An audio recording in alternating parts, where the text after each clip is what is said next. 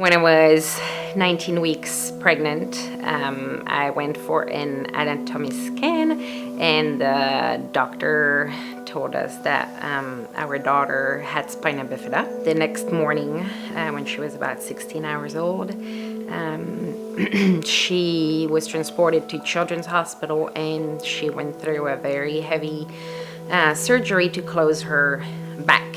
Spina bifida means that basically it means split spine. So that means her back was not fused. And so the neurosurgeon closed her back. 2 days later, she was extubated and she was doing okay. And I got to see my daughter for the first time. And I don't know, maybe an hour later, the machines went off and she stopped breathing. At 5 weeks old, she had tracheostomy done alongside with a G-tube for her feedings and a Nissen, which means it's a little surgery that they wrap the stomach, and so that way they cannot throw up or they cannot have reflux. So after that, we learned all the care for her at the hospital so we would be able to bring her home, and she came home February 8th when she was almost 3 months old.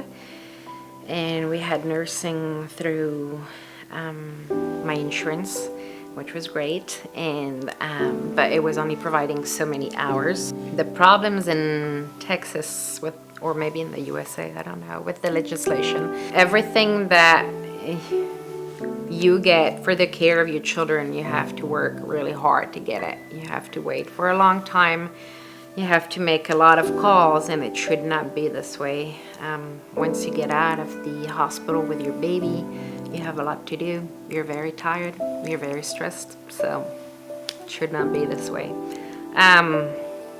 We should not have to fight for her to get a nurse to take care of her, or, you know, a ventilator to maintain her breathing. It should be more fluid than that. There's a lot of denials for medical care or medication or equipment. If the doctor says that it's necessary, I don't want to hear the insurance tell me that it's not. They don't know anything about my daughter. I do, and the doctor does, not them.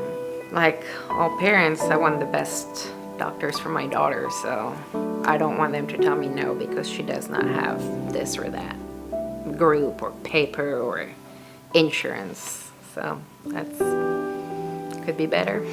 When you have a medically fragile kid, it is actually hard to get doctors or hospitals that you want.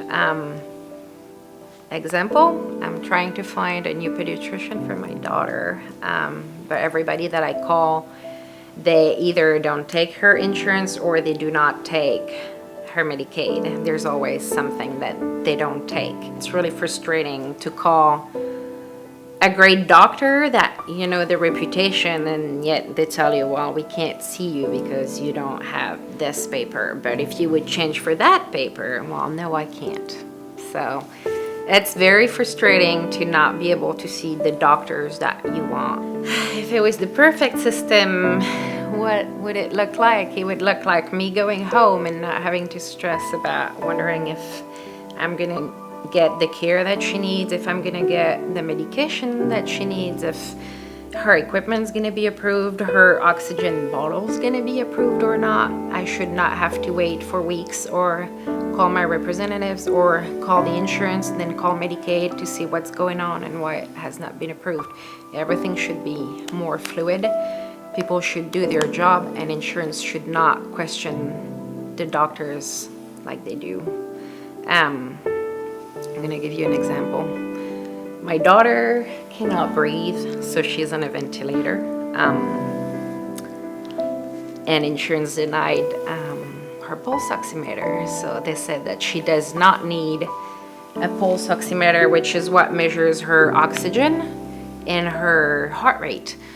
So without that, unless I really look at her, I don't know if she's breathing well or not. And they said that we don't need that tool. So if my daughter doesn't need it, I'm telling you, nobody does. So the pulse oximeter for us is the main equipment along with her ventilator. If I don't have nursing at night and I have to take care of my daughter, I will try to get an hour or two of sleep. So while I'm trying to fall asleep, I don't have my eyes on my daughter, so I cannot tell if she's breathing. The pulse oximeter is what's going to tell me if she's stopping breathing or if she's not getting enough O2 in her system. It will alarm and it will tell me that I need to do something, whether it being to wake her up, perk her up, just pat her back, or if I need to revive her. So that's the most important equipment that I have here, along with her ventilator. I can't do without it.